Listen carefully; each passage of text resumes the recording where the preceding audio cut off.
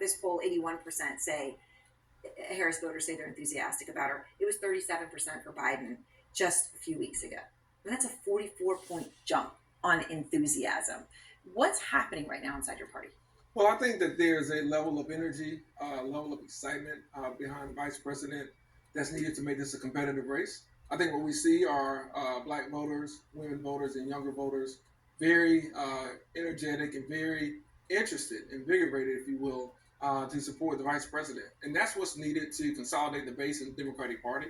And that's what's needed to make this a competitive race. Now, that enthusiasm, of course, I know it's a national poll. Certainly, that's what we're seeing in the rallies, Lulu. But the battleground polls, there you've got dead heats, and you had, other than one state, those were dead heats prior as well. And obviously, those battleground states are crucial. There's others as well, but these are crucial ones. These are crucial. I mean, that is what the election is going to be decided on. And this is great news for the Harris campaign. You've got to be cheering if you're in that campaign right now, because what it shows is that she really has been able to flip the script. The people who support her are now feeling really enthusiastic. Those enthusiasm numbers, I mean, look at that. Before it was like in the 30s for President Biden, and now it's like in the 80s. Yeah. But the number that really interested me were the double haters. Do you remember us talking about the double haters so much? Yeah. Because they hated Trump and they hated Biden.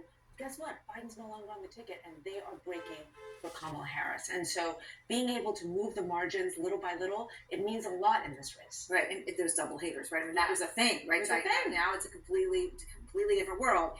And so, Anna, enter into the tickets mattering. We don't know the full ticket, obviously, on Kamala Harris's side. But J.D. Vance now says he's being sarcastic when he said the country was being run by a bunch of childless cat ladies, and says this is not about criticizing people who, for various reasons, didn't have kids, even though he fundamentally says if you don't have kids, you're not vested in the future of the country the way the people who have kids are. Yeah. Mm-hmm. Yep. Yeah, I'm talking to you as a childless dog lady. And Cha-Cha and I take great offense at those remarks where J.D. Vance seems to indicate, and it's not just one thing taken out of context. It's not just sarcasm. He has said it in different places, and he has said it with different intentions. He's talked about people without children should have less votes, that people with children should be able to have more votes. He's talked about it when it comes to tax policy. He's talked about it in such a despective way. And I think it's really angering a lot of people. It's angering people who are childless because of choice or because of nature, or because they couldn't do it. It's angering people like Jennifer Aniston, who don't come out and do politics often. And it's, it touched a nerve. It has touched a nerve. And look, I was with Kamala Harris last night. I was at her residence in a meeting of Latino leaders that had been scheduled before Joe Biden dropped out.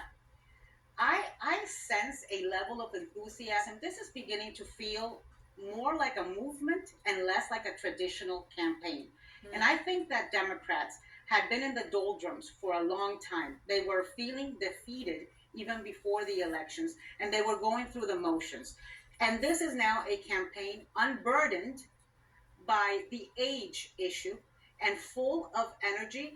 And just the fact that J.D. Vance is proving to be quite the catastrophe is icing on the cake. And don't think I didn't hear the emphasis on cat and catastrophe, Anna. Don't think I didn't hear it. I couldn't help myself. I just want to make sure that it didn't go by anybody. Okay, Bill, when you hear, though, Anna talking about that it's starting to feel more like a movement than a traditional campaign, do you also see that?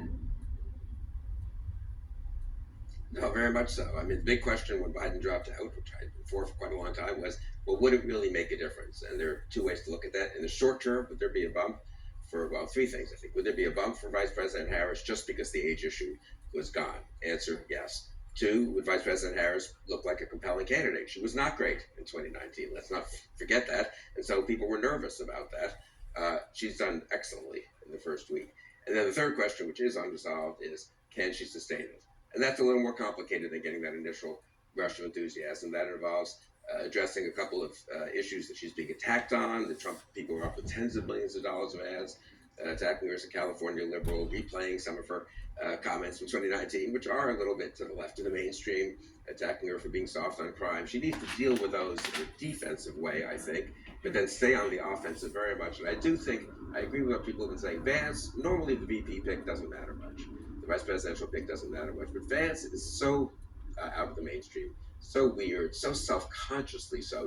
Normally the scandals, and we've been through this so many times, I mean, about someone who's picked is this quote